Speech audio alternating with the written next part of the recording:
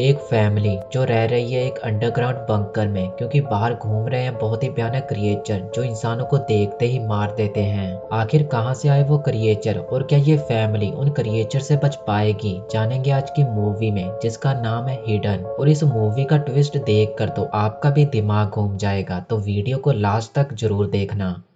Movie की starting में हम एक फैमिली को देखते हैं जो कि एक अंडरग्राउंड बंकर में रह रहे हैं। इस फैमिली में है रे, उसकी वाइफ क्लेयर और उनकी बेटी जोई। जोई के पास एक डॉल है जिसका धागा खींचने से वो बोलने लगती है। बाहर क्या हुआ है इसके बारे में हमें ज्यादा तो नहीं बताया जाता, बस बाहर जो क्रिएचर घूम रहे हैं उनका नाम इन्होंने ब्रीदर्स रखा है। इस बंकर में रहते हुए इन्हें 301 दिन हो गए हैं और ये लोग हर एक दिन गिनते हैं क्योंकि इन्हें उम्मीद है कि एक दिन ऐसा जरूर आएगा जब ये लोग इस बंकर से बाहर निकलेंगे। इन सभी दिनों में ब्रीदर्स इनके पास कई बार पहुंचे पर वो इन्हें ढूंढ नहीं पाए क्योंकि बंकर अच्छी तरह कवर है और बाहर से पता नहीं चलता कि नीचे कोई बंकर है। यहाँ पर रहने के लिए इन्होंने कुछ रूल्स भी बना रखे हैं। पहला रूल है कि कभी भी जोर से नहीं बोलना, दूसरा रूल है कि कभी भी गुस्सा नहीं करना, तीसरा रूल है कि किसी भी हालत में दरवाजा नहीं खोलना और चौथा रूल है कि ब्रीदर्स के बारे में कोई भी बात नहीं करेगा। ये सभी रूल्स इन्हें फॉलो करने पड़ते हैं। हालांकि जोई चौथा रूल कभी कभी तोड़ देती है।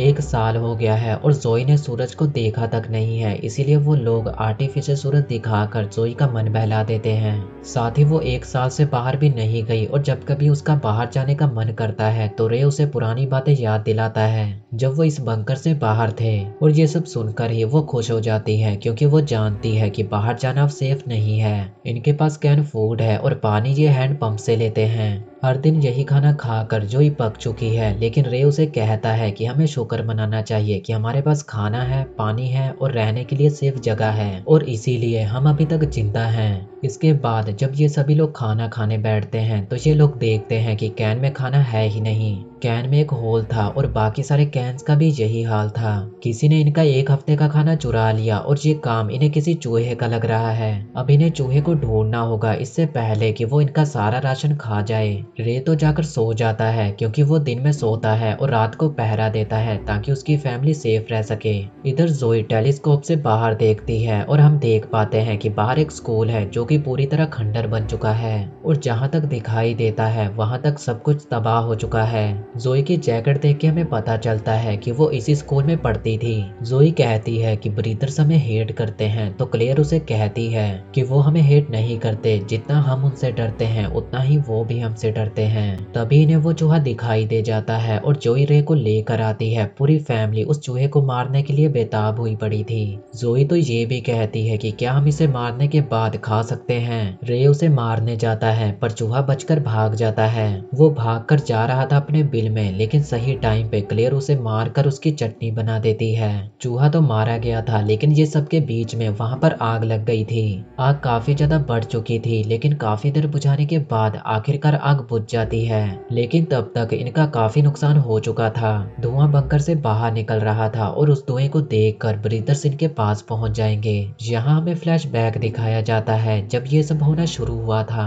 इनके पड़ोसी घर छोड़कर भाग रहे थे और वो लोग इन्हें भी यही कह रहे थे कि जोई को लेकर यहाँ से भाग जाओ। और जब ये लोग बाहर आकर देखते हैं तो सभी लोग का यही हाल था। वो सभी लोग अपने अपने घर छोड़कर भाग रहे थे और इन्हें बस यही पता चला कि कोई वायरस फैला है जो कि इंसानों को बदल रहा है। अभी के लिए इतना ही, चलो चलते हैं प्रेजेंट में। रे कहता है कि बाहर अंधेरा है जिसकी वजह से धुआं दिखाई नहीं देगा, पर धुएं के साथ बहुत सारी राख इनके दरवाजे पे इकट्ठी हो रही थी और ये राख इन्हें जरूर पकड़वा देगी। ये सोचकर क्लेयर काफी ज्यादा पैनिक करने लगती है और रे उसे सेकंड रूल याद दिलाता है कि कभी भी गुस्से को खुद पे हावी मत होने देना। ये दोनों डिसाइड करते हैं कि इन्हें राख हटाने के लिए ऊपर जाना होगा। वो दोनों ऊपर चले जाते हैं और जोई नीचे से इन्हें देख रही थी। तभी वो देखती है कि दूर से कोई उनकी तरफ आ रहा है।